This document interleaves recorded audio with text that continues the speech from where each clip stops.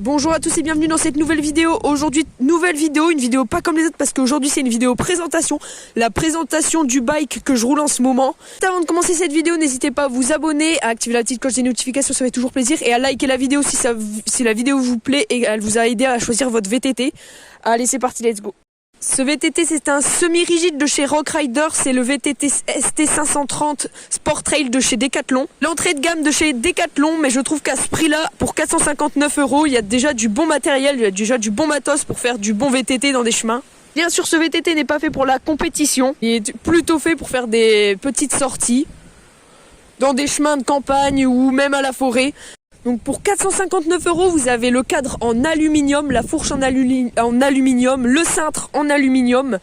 Tout le VTT est en aluminium, il n'y a pas une touche de carbone, bien sûr pour ce prix-là, c'est correct. Au niveau de la fourche avant, c'est bien sûr une fourche en aluminium de 100 mm de débattement, une fourche Rock Rider. Et j'ai oublié de préciser qu'aussi c'est une fourche à ressort, donc les petits chocs, elle n'amortit pas très bien sur les petits chocs. Au niveau des roues, c'est des roues en 27.5, les pneus ne sont pas d'origine, je les ai changés parce que à chaque sortie je crevais, donc c'était vraiment une catastrophe les pneus de chez Rock Rider. La roue avant est en 27.5 et donc du coup la roue arrière aussi est en 27.5. On continue bien sûr avec les freins à disque, donc c'est des freins à disque hydrauliques de chez Rock Rider en 160 mm. 160 mm à l'avant et 160 aussi mm à l'arrière. Allez, on continue avec les freins. Donc les freins, c'est des Rock Rider, des deux côtés bien sûr. Ensuite, on continue avec le cintre. Le cintre, je l'ai déjà dit, il est en aluminium. Par contre, la largeur du cintre est de 720 mm.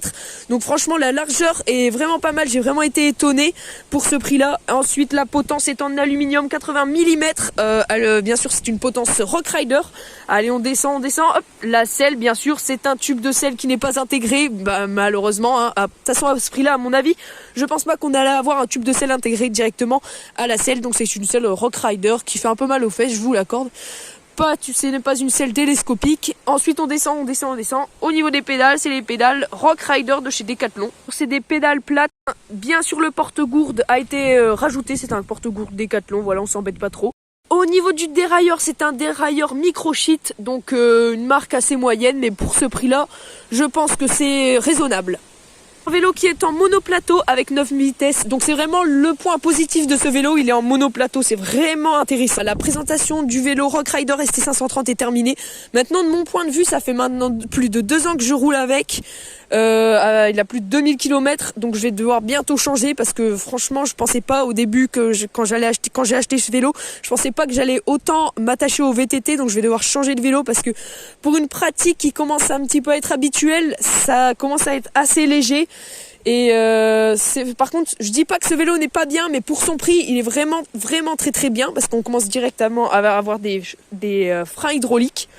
2 freins hydrauliques avec une fourche à 100 mm de débattement qui marche assez bien, bien sûr. Hein. Son prix, c'est qu'il y a un monoplateau avec 9 vitesses qui marche assez bien. Le point négatif sur ce vélo, c'est les pneus. Les pneus, faites très attention.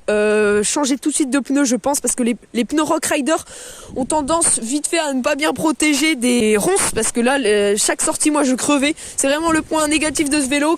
L'entrée de gamme de chez Decathlon pour 459 €, vous avez déjà un VTT qui est très très bien.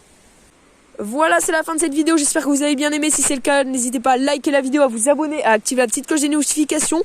Sinon, à plus pour une prochaine vidéo. Salut!